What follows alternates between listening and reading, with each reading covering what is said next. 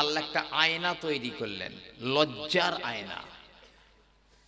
আল্লামা কারামত আলী জৌনপুরী সাহেব হুজুর লিখছেন, আর আল্লাহ বলেন, হে আমার হাবিব, আপনাকে কিভাবে আমি সৃষ্টি করেছি আয়নাতে একবার দেখুন না চেহারাটা। বিশ্বনবী হাবিবুল্লাহ গে জনাবে মুহাম্মাদুর রাসূলুল্লাহ ওই আয়নার দিকে একবার তাকিয়ে লজ্জাবনত হয়ে গেলেন। আমার আল্লাহ পাকের সামনে আমার প্রিয় নবী সাল্লাল্লাহু আলাইহি ওয়াসাল্লাম পর পর 5 বার সাজদা দিয়েছিলেন। নূরে মুহাম্মাদি 5টা সাজদা করলেন আল্লাহর সামনে। এই কারণে ওই নবীর উপরে আর ওই নবীর উম্মতদের উপরে আল্লাহ 5 ওয়াক্তের নামাজ ফরজ করে দিয়েছেন, যেহেতু নবী পাক 5টা সাজদা দিয়েছিলেন। এবারে একদম শুধু শর্টকাটে খুব সংক্ষেপে মেন কথাগুলো বলছি, ছেড়ে দিয়ে আল্লাহ রাব্বুল আলামিন এবারে যখন জগৎ সৃষ্টি করবার ইচ্ছা করলেন, কুল কায়নাত বানাবেন আল্লাহ, তখন এই নূরে মুহাম্মাদিটাকে ভেঙে আল্লাহ 4টে ভাগ করলেন। খুব মন দিয়ে শুনবেন, নূরে মুহাম্মাদিকে ভেঙে 4 ভাগ করলেন। প্রথম ভাগ দিয়ে আমার আল্লাহ রাব্বুল আলামিন কলম বানালেন। কলম হাদিস পাকের ভিতরে রয়েছে, আউয়ালু মা খালাকাল্লাহুল কলম, সর্বপ্রথম আমার আল্লাহ পাক কলম সৃষ্টি করলেন। কেন বলেন তো? আল্লাহ বিশ্বের মানব জাতিকে বলে দিলেন যেন ওই কলমের মাথায় এত পাওয়ার, তুমি যদি ওই তোমার কলমের জোর থাকে তাহলে তুমিও একদিন চাঁদে যেতে পারবে, মঙ্গল গ্রহে যেতে পারবে। মানে লেখা পড়া, আমরা বলি লেখা পড়া। আগে কলম তৈরি করেছেন আল্লাহ সর্বপ্রথমে, তখন কিচ্ছু বানাননি। আর হেরা গুহায় সর্বপ্রথমে নবী পাক ধ্যানস্থ রয়েছেন, মরুর নিস্তব্ধতাকে খান খান করে প্রতিধ্বনিত হলো, ইকরা, পড়ো। জি, আমাদের এই শরীয়তের প্রথম কথা আতুর ঘরে কথা বলেছে, পড়ো। প্রথমে আল্লাহ নামাজ ফরজ পড়তে বলেননি, আল্লাহ প্রথমে রোজা করতে বলেননি, হজ যাকাত কোরবানি দিতে বলেননি। প্রথমে আল্লাহ বলেছেন এই শরীয়তের আতুর ঘরে বলেছেন পড়ো। এই পড়া হলো মুসলমানদের প্রথম ফরজ। কলম তৈরি করলেন প্রথম ভাগ দিয়ে। নূরে মুহাম্মাদের দ্বিতীয় ভাগ দিয়ে আমার আল্লাহ পাক লাওহে মাহফুজ বানালেন। যে লাওহে মাহফুজে আল্লাহ কোরআন সংরক্ষণ করে রেখেছিলেন, বাল হুয়া কুরআনুম মাজিদ ফি লাওহে মাহফুজ, বরং এটা ওই কোরআন যেটা লাওহে মাহফুজে সংরক্ষণ করা ছিল। আল্লাহ এবারে কলমকে বলছে, কলম লেখ। কি লিখবো আল্লাহ? তো বলছে কিয়ামত পর্যন্ত আমি আল্লাহ যা কিছু ঘটাবো আমার টোটাল এলেম গুলো সব লিখে দে। কলম প্রথমে লিখলো বিসমিল্লাহির রহমানির রহিম। তারপরে আল্লাহ টোটাল সব ইলম গুলো লিখে দিলেন, কিয়ামত পর্যন্ত যা ঘটবে। কালি শুকিয়ে গেছে, ওই কালি আর মুছবে না, ও কালি আর মুছবে না। তকদির মানব মানে আদম সৃষ্টির 50,000 বছর আগে আল্লাহ মানুষের তকদির বা ভাগ্য লিখে রেখে দিয়েছেন। সেই ভাগ্যের একদম নড়ন চড়ন। যদি বলেন আপনারাই তো ওয়াজ করেন, লা ইয়ারুদ্দুল কদরা ইল্লা বিদুআ, তকদির পরিবর্তন হয় না, তবে দোয়ার দ্বারাই পরিবর্তন হয়। তার মানে এই নয় যে আমি আপনার জন্য দোয়া করলাম, কি কোনো পীর সাহেব দোয়া করলো আপনার জন্যে, আল্লাহ নতুন করে আবার আপনার তকদিরে কিছু লিখে দিলেন না। আমাদের ফুরফুরা শরীফের টাইটেল ক্লাসে আকায়েদ পড়া হচ্ছে, শারহে আকায়েদে নাসাফি। খুব যোগ্য উস্তাদ আল্লামা সাইফুদ্দিন সিদ্দিকী হুজুর, যে আল্লাহ ইলম দিয়েছেন, তো উনি এই হাদিসটা বার করতে 2 দিন না 3 দিন সময় চেয়েছিলেন, খুঁজে খুঁজে খুঁজে খুঁজে কেতাবের পোকা খুঁজে খুঁজে বার করে দিয়েছেন। কি লিখছেন? সেই আল্লাহ তকদিরে কারো লিখেছে একজনার বয়স ধরুন 50 বছর, 50 বছর পরে মরে যাবে। আল্লাহ পাক জানেন ওই ব্যক্তির জন্য একজন পীর সাহেব দোয়া করবে, আল্লাহর হায়াত বাড়িয়ে দাও, কি কোনো ভিখারি দোয়া করবে, আল্লাহর হায়াত বাড়িয়ে দাও। তো সেখানে আল্লাহ লিখে রেখেছেন ওর হায়াত 50 বছর, তবে একজন দোয়া করবে তার জন্যে আমি ওর 20 বছর বয়স বাড়িয়ে দিলাম, +20, 50 + 20 70 = 70 বছর তখনই করে রেখে দিয়েছেন। এই হলো দোয়ার দ্বারাই তকদির পরিবর্তন, নতুন করে কিছু লেখা হবে না। লাউহে মাহফুজ তাতে সব লিখে দিয়েছে কলম। আমার আল্লাহ রাব্বুল আলামিন এবারে নূরে মুহাম্মাদীর তৃতীয় অংশ দিয়ে, তৃতীয় ভাগ দিয়ে তার নিজের আরশে আজিমটা বানিয়েছেন। সরে বলুন না সুবহানাল্লাহ। আল্লাহ তার নিজের আরশ বানিয়েছেন। আল্লামা হুজুরের কেতাবে আছে, জি এই নূরে মুহাম্মাদী কেতাবে অনেক অনেক কেতাবে আছে, একটা দুটো কেতাবে না। আল্লাহ তার আরশ বানিয়েছেন নূরে, তার নবী পাকের নূরের একটা অংশ দিয়ে। একটা রিওয়ায়াত আছে আল্লাহ যখন পানির উপরে আরশ বানিয়েছিলেন, আরশটা টলমল টলমল করছিল, যখন সেই আরশের গায়ে আল্লাহ লিখে দিলেন লা ইলাহা ইল্লাল্লাহ মুহাম্মাদুর রাসূলুল্লাহ, সঙ্গে সঙ্গে আরশটা থেমে গেল। জোরে বলুন না সুবহানাল্লাহ। জি, তো নবী পাকের নূরের একটা অংশ দিয়ে আল্লাহ তার আরশ বানিয়েছেন, আরশ। সেই আরশে আজিমে নবী পাকের স্থানটা কতটা এটা আন্দাজ করুন। মুসা নবী আলাইহিস সালাম তুর পাহাড়ে গেছেন, রব্বে আরিনি ও মাওলা দেখা দাও। আমার আল্লাহ বললেন লান তারানি, কখনোই তুমি আমাকে দেখতে পাবে না। বারে বারে মুসা বলে রব্বে আরিনি, আল্লাহ দেখা দাও গো। আর আমার আল্লাহ বারে বারে বলেন লান তারানি, এই মুসা তুমি কখনোই আমাকে দেখতে পাবে না। মুসা যখন বারে বারে বলে, আল্লাহ বললেন মুসা আজ তুমি বাড়ি ফিরে যাও, আগামীকাল তুর পাহাড়ে এসো, আমি আমার নূরের তাজাল্লি নিক্ষেপ করব। যদি তুমি সহ্য করতে পারো আগামীকাল তুর পাহাড়ে এসো। মুসা নবী ফিরে চলে গেলেন। পরের দিনে তুর পাহাড়ে নবী মুসা এলেন। তুর পাহাড়ের উপরে উঠবেন, জুতো রয়েছে পায়ে। আমার আল্লাহ বললেন হে মুসা ফাকলা নালাইক, জুতো দুটো খোলো। আমার সঙ্গে দিদার করতে আসছো, একটা পবিত্র জায়গায় আসছো, জুতো পায়ে দিয়ে এই জুতো খুলে ওঠো। মুসা নবী জুতো খুলে তুর পাহাড়ে উঠলেন, উঠে বলেন রব্বে আরিনি, আয় আল্লাহ দেখা দাও গো।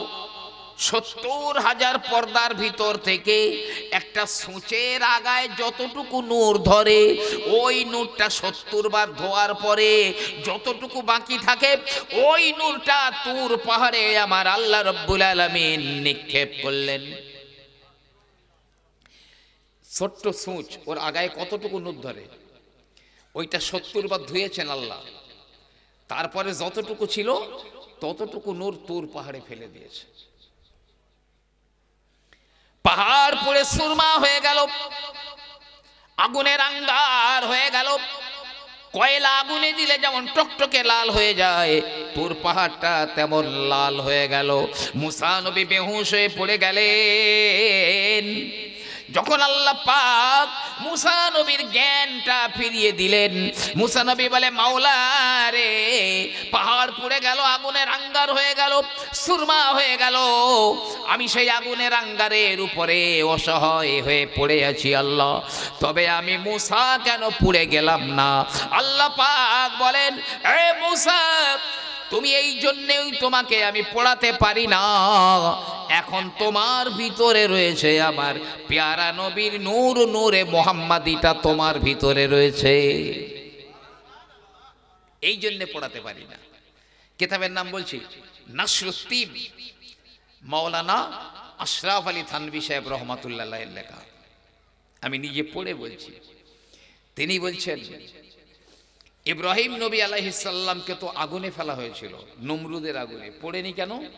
তখন ইব্রাহিম আলাইহিস সালামের ভিতরে ছিল নূরে মুহাম্মাদি। এই জন্য ইসমাইল জবিহুল্লাহর গলায় তার পিতা নবী ইব্রাহিম ধারালো ছুরি দিয়ে বারে বারে ওয়ার করে, কিন্তু গলা কাটে না। কেন কাটলো না?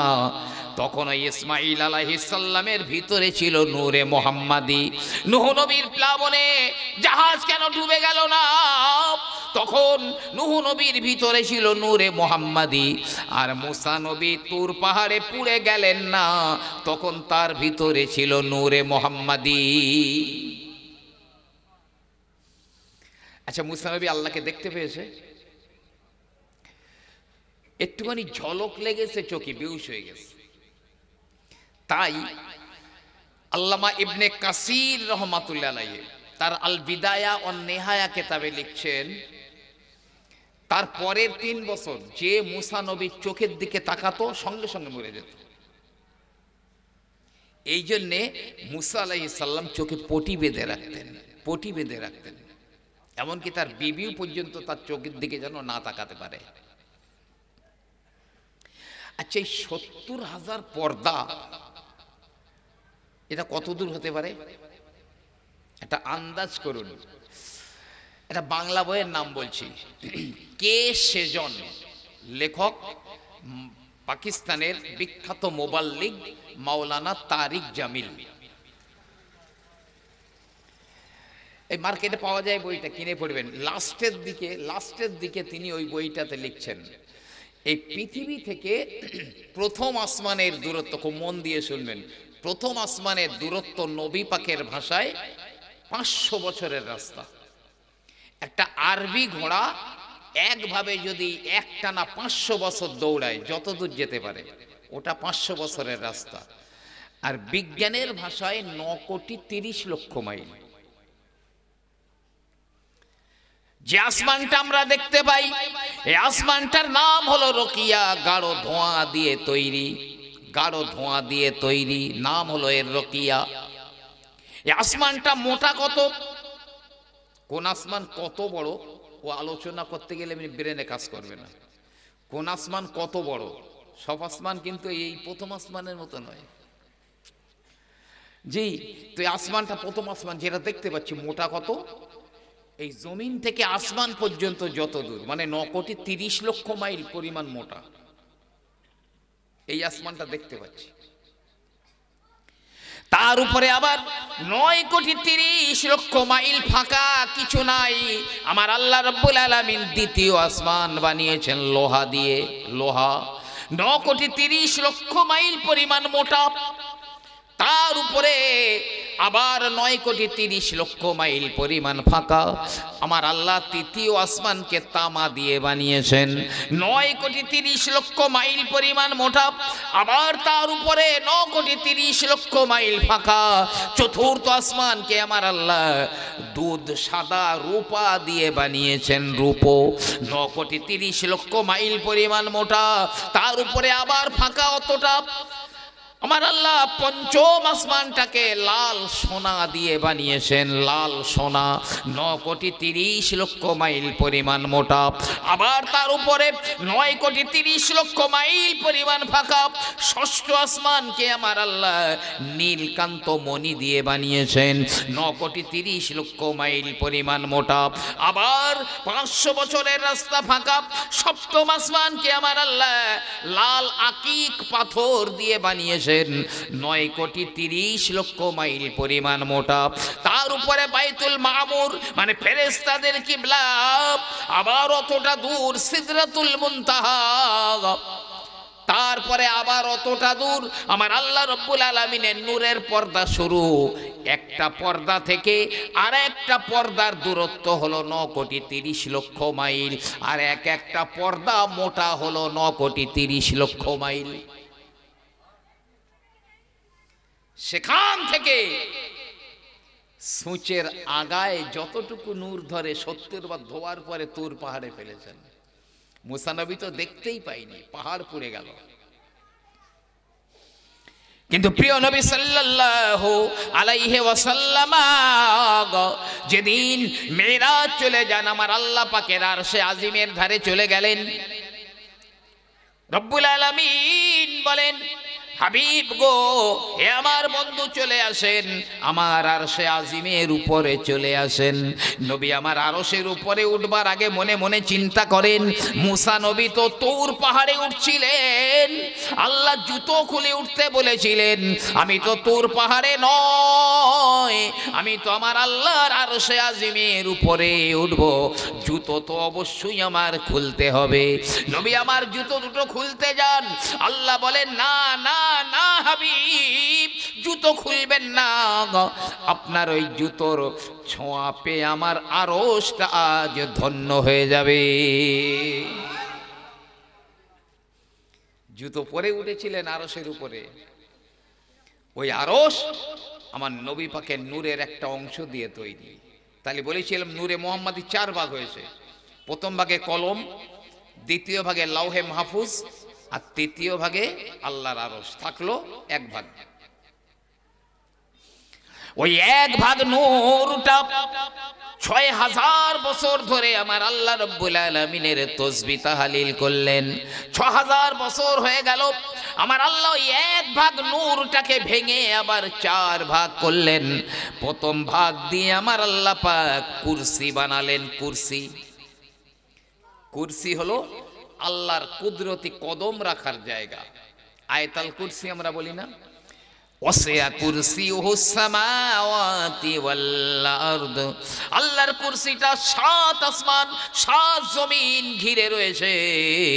আমার আল্লাহ রাব্বুল আলামিনের কুরসি, ওই কুরসি বানিয়েছেন নূরে মুহাম্মাদের একটা অংশ দিয়ে। দ্বিতীয় ভাগ দিয়ে আমার আল্লাহ পাক তার আরশ বহনকারী 8 জনা ফেরেশতা বানিয়েছেন। আল্লাহর আরশটা 8 জনা ফেরেশতায় ধরে আছে। জি, তো নবী আল্লামা ইবনে কাসির রহমাতুল্লাহ আলাইহি আল বিদায়া ওয়ান নিহা কিতাবে, মানে এক জায়গায় করলে এই এতটা মোটা হবে, এতটা মোটা হবে। তাতে লিখছেন আল্লাহ ওই 8 জনা ফেরেশতার একটা ফেরেশতার বর্ণনা দেওয়ার অনুমতি দিয়েছেন। তো নবী পাক বলছেন, ওই ফেরেশতার এই কানের লতি থেকে আর এই কাঁধ পর্যন্ত দূরত্ব কত জানেন? 70 বছরের রাস্তা। এই কানের এখান থেকে আর কাঁধ পর্যন্ত 70 বছরের রাস্তা। ওই ফেরেশতা যদি সমুদ্রের এমন গভীর আছে, যদি ওই আপনার ওই হিমালয় পাহাড়টা সেই গর্তে নামিয়ে দেওয়া যায়, হিমালয় পাহাড় ডুবে যাবার পরেও তার উপরে আরো 3 কিলোমিটার পানি থাকবে। সমুদ্রে এত গর্ত আছে। জি, মাওলানা তারিক জামিল সাহেব লিখেছেন। তো বলছে ওই ফেরেশতা যদি ওই রকম একটা গর্তে পা নামিয়ে দেয়, তার পা ভিজবে কতটা? বলছে তার পায়ের গিরো পর্যন্ত পানি উঠবে না। ওই ফেরেশতার পায়ের গিরো পর্যন্ত পানি উঠবে না। তাই 8 জনা ফেরেশতা বানিয়েছেন। তৃতীয় ভাগ দিয়ে আমার আল্লাহ রাব্বুল আলামিন অন্যান্য তামাম ফেরেশতাদের বানিয়েছেন। ফেরেশতা কত কেউ জানে না, কেউ বলতে পারে না, তবে একটা আন্দাজ করুন না। ও আমার ভাইয়ের আল্লামা জালালউদ্দিন সুয়ুতি রহমাতুল্লাহ আলাইহি ফেরেশতু কি আজীব হালাত এই কিতাবের ভিতরে লিখছেন, আসমান থেকে এমন 1 ফোঁটা বৃষ্টি জমিনে পড়ে না যে বৃষ্টির ফোঁটাটা কোনো একজন ফেরেশতা ধরে নামিয়ে আনে না। বৃষ্টির প্রতিটা ফোঁটা কোনো না কোনো ফেরেশতা ধরে নামায়। তা আসমান থেকে কত বৃষ্টি হয়। আমার নবী পাক যখন ইন্তেকাল হয়ে গেলেন, ইন্তেকালের পরে নবী পাকের যখন দাফন করা হয়ে গেল, এমনি করে সকালবেলা 70,000 ফেরেশতা আসমান থেকে নেমে আসে। সারাদিন আমার নবী পাকের রওজার চতুর্দিকে ঘুরে ঘুরে সালাত ও সালাম পড়ে। এই সন্ধ্যা হয়ে যায়, এই 70,000 70,000 ফেরেশতা আসমানে উঠে যায়। সকালবেলা আপনার কিনা সকালবেলা 70,000 ফেরেশতা নেমে আসে, সন্ধ্যা হয় এরা উঠে যায়, আবার নতুন 70,000 নামে। সকালবেলা 70,000, সন্ধ্যাবেলা 70,000। যে ফেরেশতা একবার আমার নবী পাকের কবর শরীফে এসেছে, কিয়ামত পর্যন্ত ওই ফেরেশতা আর কোনোদিন আসতে পারবে না। ফেরেশতা কত? तमाम ফেরেশতা বানিয়েছেন আল্লাহ। থাকলো আবার 1 ভাগ নূর। ওই 1 ভাগ নূর আবার 6000 বছর আল্লাহর তাসবিহ তাহলিল করলেন। 6000 বছর পরে আমার আল্লাহ রাব্বুল আলামিন ওই 1 ভাগ নূরকে ভেঙে আবার 4 ভাগ করেছেন। প্রথম ভাগ দিয়ে আমার আল্লাহ পাক নবমণ্ডল বানিয়েছেন, আসমান বানিয়েছেন, 7 আসমান বানিয়েছেন। দ্বিতীয় ভাগ দিয়ে আমার আল্লাহ পাক আপনার ভূমণ্ডল বানিয়েছেন, পৃথিবী বানিয়েছেন। আর তৃতীয় ভাগ দিয়ে জান্নাত আর জাহান্নাম বানিয়েছেন।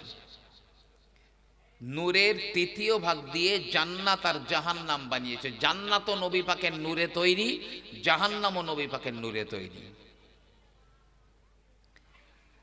কিতাবে এসেছে আদম নবী তো একটা কাজ করেছে, করে ফেলেছে, আল্লাহ দুনিয়ায় নামিয়ে দিয়েছে। 300 থেকে 350 বছর কাঁদছেন। রব্বানা যালামনা আনফুসানা ওয়া ইল্লাম তাগফির লানা ওয়া তারহামনা লানাকুনান্না মিনাল খাসিরিন। আল্লাহ একবারও আদমের দিকে তাকাচ্ছে না। কিতাবের নাম হচ্ছে হাকিকতুস সালাত, কিতাবটার নাম।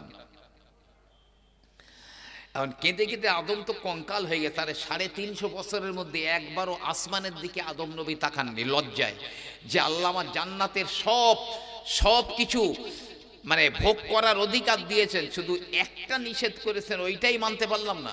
এ মুখ কিভাবে দেখাবো? জমিনের দিকে 350 বছর জমিনের দিকে মুখ করে কেঁদেছেন। একদা আদম নবী কেঁদে কেঁদে জারেজার হয়ে যায়, হোঁচট খেয়ে পড়ে গেল। জিবরিল আমিন আমার আল্লাহ পাককে বলেন, আল্লাহ আপনার প্রথম খলিফা আদম একটা কাজ করে ফেলে দিয়েছে গো মাওলা। সেই 350 বছর ধরে কাঁদে, তওবা করে, আদমের তওবা কি কবুল হবে না? আমার আল্লাহ পাক বললেন, জিবরাইল না না না আদম 350 বছর তো দূরে যাক, কিয়ামত পর্যন্ত কাঁদলেও আমি আল্লাহ আদমের তওবা কবুল করব না। জিবরিল আমিন বললেন, তাহলে কি হলে কি করলে তওবা কবুল হবে? আমার আল্লাহ পাক বললেন, যদি আমার প্রিয় নবী মুহাম্মাদের নামের ওসিলায় দোয়া চায়, আমি আল্লাহ পাক আমার নবীর নামের ওসিলায় আদমের তওবা কবুল করে নেব।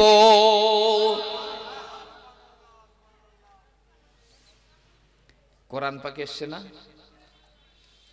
ফাতালাক্কা আদামু মির রাব্বিহি কালিমাতিন ফাতাবা আলাইহি ইন্নাহু হুয়াত তাওয়াবুর রহিম। আল্লাহর কাছ থেকে আদম একটা কথা, একটা কলেমা শিখে নিয়েছিলেন। ওই কলেমার ওসিলা দিয়ে দোয়া চাইলেন, আমার আল্লাহ আদমের তওবা কবুল করে নিলেন। ও আমার ভাইরা, জিবরিল আমিন আদমের কাছে চলে এলো। ওয়া আকুলি আদম বিহুরমতি হাযিহিল কালিমাতি তাইয়্যিবাতি লা ইলাহা ইল্লাল্লাহু মুহাম্মাদুর রাসূলুল্লাহ। এ আদম রব্বানা যালামনা বলে কাঁদলে তওবা কবুল হবে না, বরং তুমি বলো যে এই কলেমার ওসিলায় নবী মুহাম্মাদের ওসিলায় দোয়া চাই, আল্লাহ তুমি আমার তওবা কবুল করো। আদম নবী আলাইহিস সালাম কি করলেন? রব্বানা যালামনা বলবার পরে বললেন, বিহুরমতি হাযিহিল কালিমাতি তাইয়্যিবা লা ইলাহা ইল্লাল্লাহ মুহাম্মাদুর রাসূলুল্লাহ। আমার আল্লাহ বললেন, আদম এতদিন আমি তোমার দিকে তাকাই না আদম, তবে তুমি আজ আমার যে নবীর নামের ওসিলায় দোয়া চাইলে আমি আল্লাহ থাকতে পারি না। আমার রহমতের দুয়ারে জোশ বেড়ে গেল রে আদম, আমি আমার নবীর নামের ওসিলায় তোমার তওবা কবুল করে নিলাম। তবে আল্লাহ একটা প্রশ্ন করলেন, আদম কাইফা আরাফতা মুহাম্মাদান, তুমি মুহাম্মদকে চিনলে কিভাবে? আমি তো এখন তার জিসিম, তার দেহ, তার বডি বানাই না, তুমি চিনলে কিভাবে? আদম বলছে, আল্লাহ যখন আমার মধ্যে রূহ দিয়েছিলেন তো আমি তখন মাথা উঁচু করেছিলাম। মাথা উঁচু করে দেখি আপনার আরশে আজিমের প্রত্যেকটা পায়ায় লেখা আছে লা ইলাহা ইল্লাল্লাহ মুহাম্মাদুর রাসূলুল্লাহ। জান্নাতের দরজায়, জান্নাতের পর্দায়, জান্নাতের গেটে, জান্নাতের পাতায় পাতায়, হুরেদের সিনায় সিনায় একদিকে লা ইলাহা ইল্লাল্লাহ, অপর দিকে মুহাম্মাদুর রাসূলুল্লাহ। এমনকি প্রত্যেক ফেরেশতার চোখের মণিতে মুহাম্মদ লেখা রয়েছে। আমি সেদিন চিন্তা করেছিলাম নিশ্চয়ই এই মুহাম্মদ আল্লাহর কোনো প্রিয়জন হবেন, তাই এই বিপদকালীন ওই মুহাম্মাদের নামের ওসিলায় দোয়া চেয়েছি। আমার আল্লাহ পাক বললেন সাদ্দাকতা ইয়া আদম, হে আদম তুমি ঠিক বলেছো, লাউলা মুহাম্মাদুন লামা খলাকতুকা, আমি যদি মুহাম্মাদকে না বানাতাম তো তোমাকে বানাতাম না। লাউলা মুহাম্মাদুন লামা খলাকতুল জান্নাতা ওয়ান নার, আমি যদি মুহাম্মাদকে না বানাতাম আমি জান্নাত ও জাহান্নাম বানাতাম না। ওই নূরের তৃতীয় ভাগ দিয়ে জান্নাত আর জাহান্নাম বানিয়েছেন। থাকলো আবার এক ভাগ নূর, এক ভাগ নূর থাকলো। ওই নূর আবার ৬০০০ বছর আল্লাহ তসবিহ পাঠ করলেন। ৬০০০ বছর পরে আবার ওই এক ভাগ নূরকে ভেঙে আল্লাহ ৪ ভাগ করেছেন। প্রথম ভাগ দিয়ে ঈমানদারদের চোখের জ্যোতি বানিয়েছেন। জোরে বলবেন সুবহানাল্লাহ। কাফেররাও তো দেখে, তা কাফেররা যদি ঈমানদারদের মতো দেখতো তাহলে দুনিয়াতে আর কোনো কাফের থাকতো না, যে কোনো কাফেরই থাকতো না। ঈমানদাররা অন্য নজরে দেখে, কাফেররা আর এক। আবু বকর মুহাম্মাদুর রাসূলুল্লাহ হিসাবে দেখেছিল, আর আবু জেহেল আব্দুল্লাহর বেটা হিসেবে দেখেছিল। জি, আমার নবী পাকের কত দাম। বহুল প্রচলিত একটি ওয়াজ, নবী পাক জন্মগ্রহণ করেছেন। আবু লাহাবের বাদী সোয়াইবা এসে আবু লাহাবকে বলছে, হে মালিক, আপনার যে ভাই আব্দুল্লাহ মারা গিয়েছিল তার একটা ছেলে হয়েছে। তা আবু লাহাব সে জানে না কিন্তু যে আল্লাহর নবী জন্মগ্রহণ করেছে, জানে আমার একটা ভাইপো হয়েছে। তো খুশিতে আবু লাহাব এই শাহাদাত আঙুলটা উঁচু করে বলল, সোয়াইবা তুই আমার ভাইপো হবার খবর দিলি, তা যা তোরে আজাদ করে দিলাম, যা তুই স্বাধীন। আবু জেহেল মরে যাওয়ার পরে একজন সাহাবা আবু জেহেলকে স্বপ্নে দেখে জিজ্ঞাসা করছে, কেমন আছো? বলছে, তোমাদের ছেড়ে এসে খুব কষ্টে আছি, খুব আযাব, কঠিন আযাবে আছি। তবে প্রতি সোমবারের দিনে আমার এই আঙুল দিয়ে ঠান্ডা পানি বার হয়, আমি সেটা পান করে আমার পিপাসা নিবারণ করি, আর আমার আযাব একদম হালকা হয়ে যায়। কারণ সোমবারে নবী মুহাম্মদ জন্ম নিয়েছিলেন, নবী হয়েছে বলে নয়, ভাইপো হয়েছে বলে এই আঙুল উঁচু করে আমার বাঁধি আজাদ করে দিয়েছিলাম, তাই এই আঙুল দিয়ে আমার ঠান্ডা পানি বার হয়। আবু লাহাব তো ইন্টারন্যাশনাল বেঈমান, ভাইপো হয়েছে বলে এই কাজটা করলে যদি কবরেও ফ্যাসিলিটি হয়। আমরা তো এর মধ্যে আবু লাহাব কেউ নেই, সবাই তো নবীর উম্মত, নবীকে ভালোবাসি। তার নবীর জন্মদিনে উপলক্ষে আমরা আনন্দ করে মিলাদ মাহফিল করছি, না জানি আমাদের দরজা আল্লাহ কত উন্নত স্তরে দান করবেন। জি, প্রথম ভাগ দিয়ে ঈমানদারদের চোখের জ্যোতি বানিয়েছে। এই জানেন আমাদের এই চোখে কতটা পাওয়ার আছে জানেন? মাওলানা তারিক জামিল সাহেব লিখছেন, মানুষের একটা চোখে ৩০০ ক্যামেরার পাওয়ার রয়েছে। ৩০০ ক্যামেরার পাওয়ার দিয়েছেন আমার আল্লাহ। নূরে মুহাম্মাদের দ্বিতীয় ভাগ দিয়ে ঈমানদারদের কলবের জ্যোতি বানিয়েছেন, ঈমানদারদের কলবের জ্যোতি বানিয়েছেন। ওই অন্তরটা, ওই কলবটা যদি পরিষ্কার হয়, উপরের চোখ দুটো বন্ধ করে দিয়ে কলবের চোখ দিয়ে আপনি যদি দেখেন, তাহলে তাহাতা সারা দেখতে পাবেন। উপরে তাকালে আমার আল্লাহ পাকের আরশ দেখতে পাবেন। গোটা দুনিয়াটা আপনার ওই চোখের সামনে ভেসে উঠবে। আল্লাহ পাক আমার নবী পাকের নূরের দ্বিতীয় অংশ দিয়ে ঈমানদারদের কলবের নূর মানে মারিফাতের নূর আমার আল্লাহ বানিয়ে দিয়েছেন।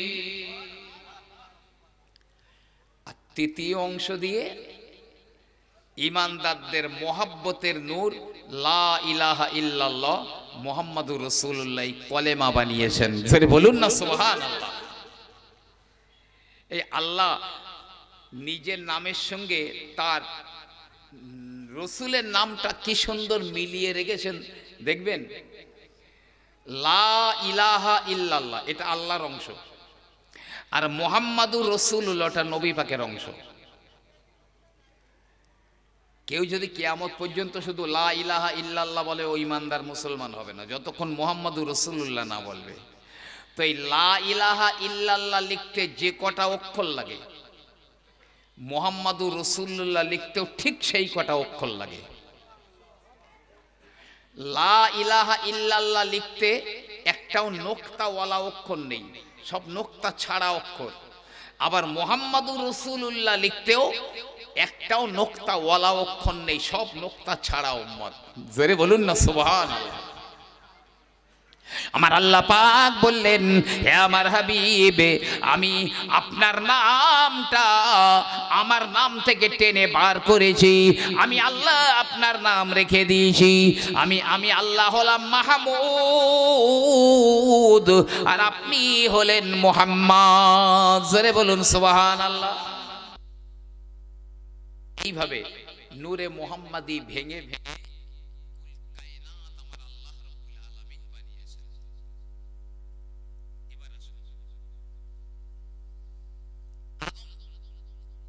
আলাইহিস সালামের মধ্যে আল্লাহ রূহ দিয়ে দিলেন। তো আদম দাঁড়িয়ে আছে, আর আল্লাহর তামাম ফেরেশতারা আদমের পিছনে লাইন দিয়ে খুব আদবের সঙ্গে দাঁড়িয়ে আদমের পিঠের দিকে সব তাকিয়ে রয়েছে। আল্লামা কারামত আলী জৌনপুরী সাহেব হুজুর লিখছেন, তো আদম বলছেন, আল্লাহ এই ফেরেশতারা আমার পিছনে এইভাবে এত আদবের সঙ্গে দাঁড়িয়ে আছে, কি দেখছে? আমার আল্লাহ পাক বললেন, আদম তোমার পিঠের শীত দাঁড়াতে আমি আমার পেয়ারা হাবিবের নূরটা, নূরে মুহাম্মাদিটা আমি স্থাপন করে দিয়েছি। আমার ফেরেশতারা ওই নূরে মুহাম্মাদিকে দেখছে। আদম বলছে, আল্লাহ ও নূর আমার পিছনে কেন? আমার সামনে এনে দাও, আমার সামনে এনে দাও। আল্লাহ আদমের পিছন থেকে নূরটা আদমের আননে কপালে এনে দিলেন। কপালে নূরে মুহাম্মাদি চমকাচ্ছে। পিছনের ফেরেশতারা সব সামনে চলে এলো, এসে আদমের কপালের দিকে তাকিয়ে রয়েছে। আদম নবী আলাইহিস সালাম বললেন, আল্লাহ পাক ফেরেশতারা দেখে নূরে মুহাম্মাদি, আমি কেন দেখি না? ওই নূরটা আমার এমন এক জায়গায় এনে দাও গো মাওলা, আমি আদম যেন নূরটাকে দেখতে পাই। আমার আল্লাহ রব্বুল আলামিন আদমের কপাল থেকে নূরটা নিয়ে আদম আলাইহিস সালামের শাহাদাত আঙ্গুলের মাথায় নখের উপরে এনে দিলেন। নূরে মুহাম্মাদি আদমের শাহাদাত আঙ্গুলের উপরে জল জল জল জল করছে, তসবিহ পড়ছে। এই জন্য এই আঙুলটার আরেকটা নাম আছে, মুসাব্বিয়া। আমরা শাহাদাত আঙুল বলি, ঠিকই আছে, তবে আরো একটা নাম আছে মুসাব্বিয়া। তো আদম বলছে, আল্লাহ এই নূরের আর কোনো অংশ আছে? বলে, হ্যাঁ, আমার সাহাবাদের, আমার নবীর সাহাবাদের অংশ আছে। তো আল্লাহ ওই বাকি নূরগুলো আমার বাকি আঙুলে এনে দাও। পরের আঙুলে আবু বকর সিদ্দিকের নূর, তারপরের আঙুলে হযরত ওমরের নূর, তারপরের আঙুলে হযরত ওসমানের নূর, আর বৃদ্ধা অঙ্গুলিতে হযরত আলী রাদিয়াল্লাহু তাআলা আনহুর নূর এনে দিলেন। এবার সব ওই পাঁচটা আঙুলে পাঁচটা নূর থাকলো। লাম্মা কদারাল্লাহুল ইজতিমা বাইনা আদামা ওয়া হাওয়া আরসালাল্লাহু নাহারান ইলাল জান্নাহ, আরসালাল্লাহু নাহারান ইলাল আরাফাতি মিনাল জান্নাহ।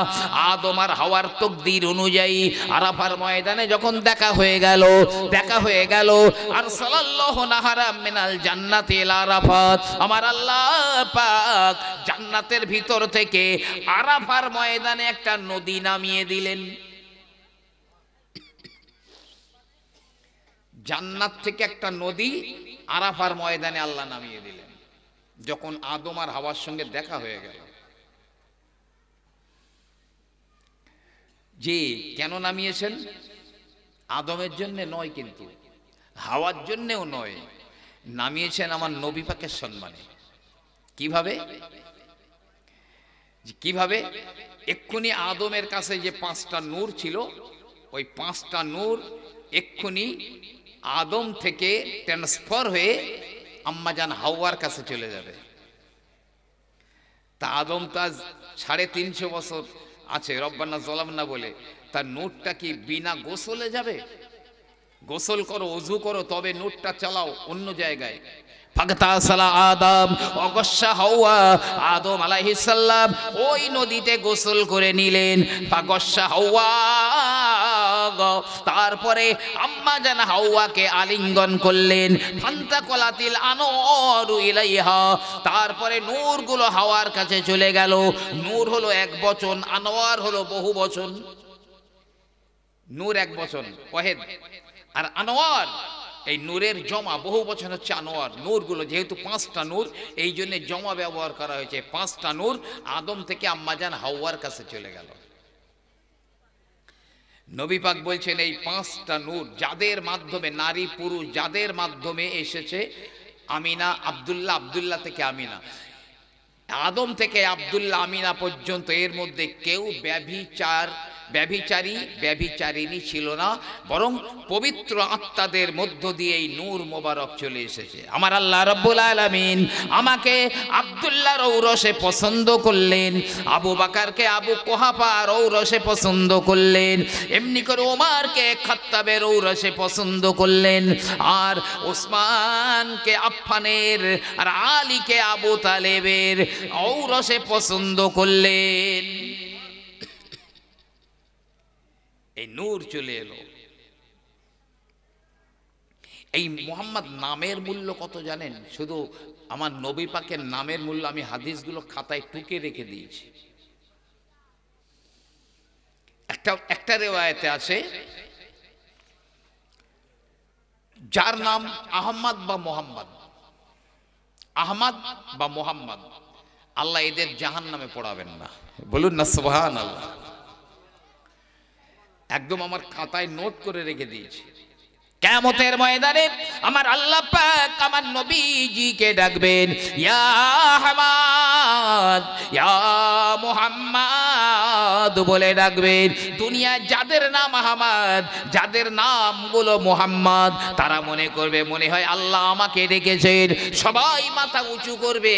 আমার আল্লাহ পাক বলবেন, ও আমার হাবিব গো, আমি তো আপনাকে ডেকেছি, কিন্তু দুনিয়ার আহমদ আর মুহাম্মদ গুলো মাথা উঁচু করেছে। হে আমার হাবিব, আপনার নামের সঙ্গে যাদের নাম রয়েছে, আমি আপনার নামের সম্মানে ওই নামওয়ালাদেরকে জাহান্নামে আমি দেব না।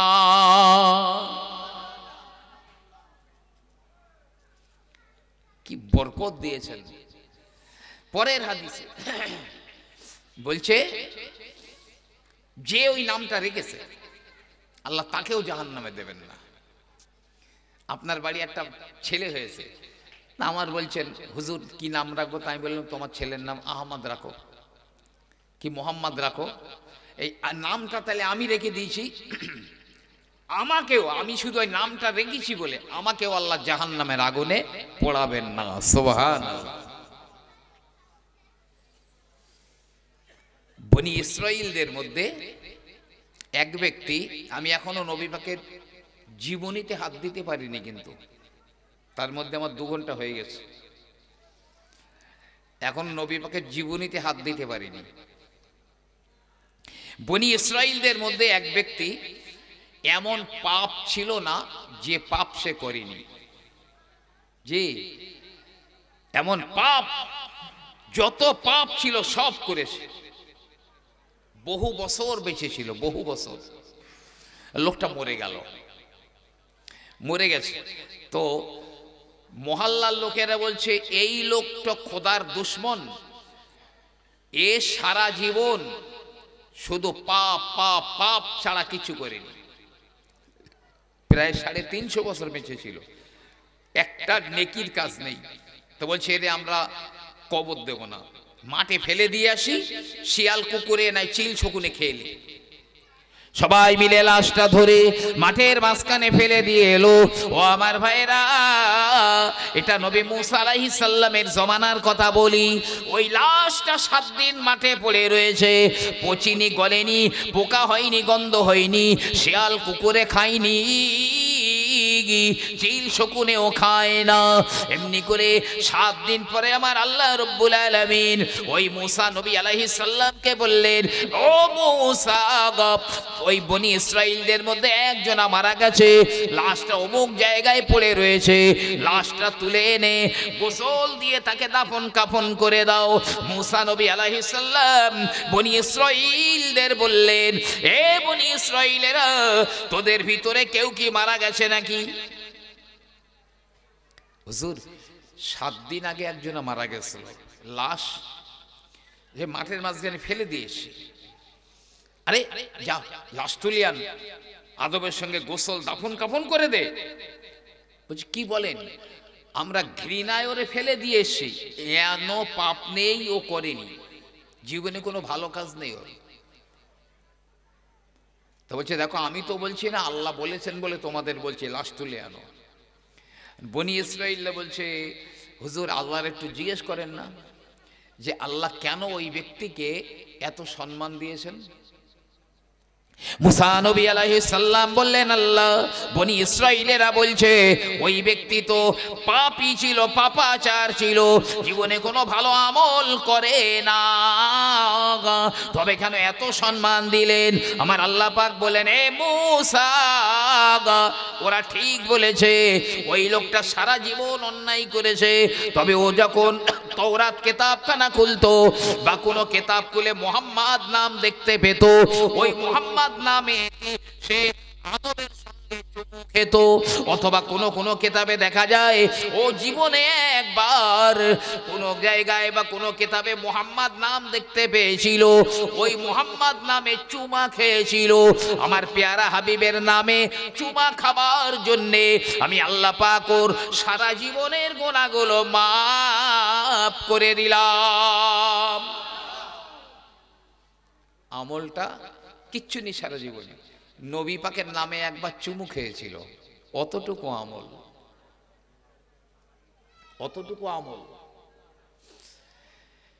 ভাই আমাদের মধ্যে অনেকে আমরা বলি যে আমরা যখন মোনাজাত করি আমরা বলি বাহাক্কে লা ইলাহা ইল্লাল্লাহ মুহাম্মাদুর রাসূলুল্লাহ।